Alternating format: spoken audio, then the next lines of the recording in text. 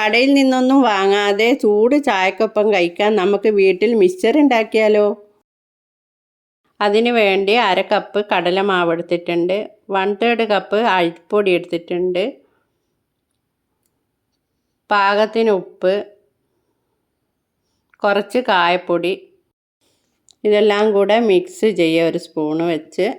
അതിന് ശേഷം ഒരു 3/4 ഗ്ലാസ് വെള്ളം എടുത്തിട്ടുണ്ട് ഞാൻ. ആവശ്യമുള്ളത് ചപ്പാത്തി മാവ് കുഴക്കുന്നത് പോലെ നമുക്ക് കുഴച്ചെടുക്കാം. വെള്ളം കൂടുതൽ ഒഴിക്കാൻ പറ്റൂല, കാരണം എന്ന് വെച്ചാൽ വെള്ളം കൂടിക്കഴിഞ്ഞാൽ മിക്സ്ചർ കറക്റ്റായി വരില്ല. കുഴച്ച് വെച്ചു. ഇനി നമുക്കൊരു 1/4 കപ്പ് കടലപ്പൊടി എടുത്ത്, 1 ടേബിൾ സ്പൂൺ അരിപ്പൊടി, പാകത്തിന് ഉപ്പ്, ഒരു 1/4 ടീസ്പൂണ് മുളക് പൊടി, കുറച്ച് കായപ്പൊടി, ഇതെല്ലാം കൂടെ ഇത്തിരി വെള്ളം ഒഴിച്ചു നല്ലവണ്ണം കലക്കി വെക്കുക. ദോശക്കെല്ലാം കലക്കുന്നത് പോലെ കലക്കിയെടുക്കുക. കൂടുതൽ വെള്ളമാകാൻ പാടില്ല.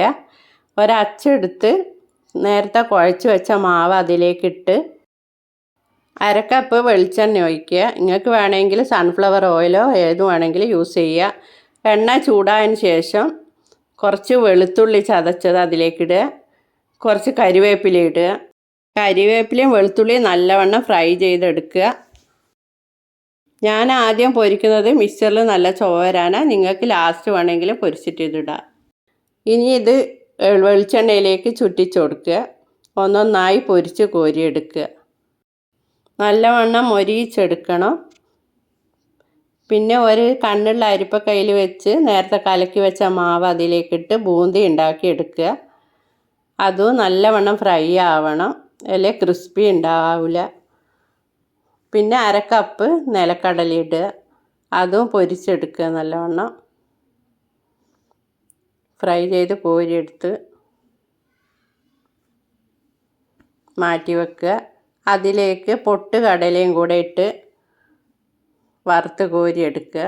നിങ്ങൾക്ക് വേണമെങ്കിൽ എത്ര ക്വാണ്ടിറ്റി വേണോ അതിന് കണക്കായിട്ട് എടുക്കുക. ഞാനിവിടെ എടുത്തത് 200 നിലക്കടലയും 200 ഗ്രാം പൊട്ടുകടലയുമാണ്. നല്ലവണ്ണം തണുത്തതിന് ശേഷം കൈ വെച്ച് നല്ലവണ്ണം ഉടച്ചു കൊടുക്കുക. ഫ്രൈ ചെയ്ത് വെച്ചതെല്ലാം കൂടെ ഇതിലേക്കിടുക. നല്ലവണ്ണം തണുത്തതിന് ശേഷം ഇതൊരു ബോട്ടിലാക്കി വെച്ചാൽ കുറച്ച് ദിവസം വരെ യൂസ് ചെയ്യാൻ പറ്റും.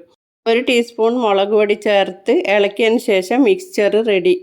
എല്ലാവരും സബ്സ്ക്രൈബ് ചെയ്യുക, കമൻറ്റ് ചെയ്യുക.